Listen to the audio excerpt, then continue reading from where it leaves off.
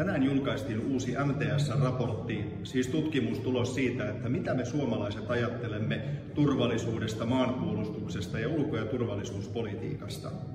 Täällä on paljon mielenkiintoista aineistoa ja nämä ovat myöskin strategisia viestejä meidän rajojen ulkopuolelle. Nostan erityisesti esille 3 asiaa.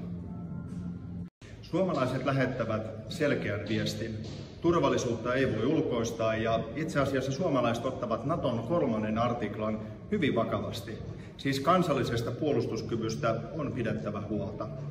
Suomessa on edelleen erittäin vahva maanpuolustustahto. Me myöskin uskomme siihen, että me kykenemme toimimaan kaikissa tilanteissa.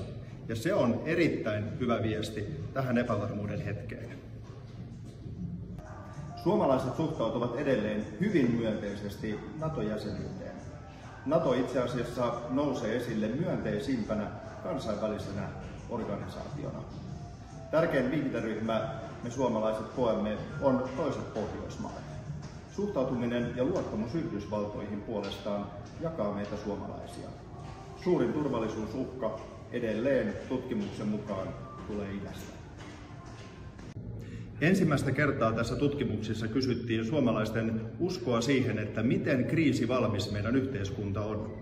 Ja suomalaisilla on hyvin vahva luottamus siihen, että me pärjäämme erilaisissa häiriö- ja kriisitilanteissa. Suomalaiset myös kokevat, että ovat itse valmis tekemään paljon. Ja se on todella tärkeä turvallisuusviesti tähän hetkeen. Koska silloin kun jokainen meistä on tässä mukana, niin hyvin meidän käy.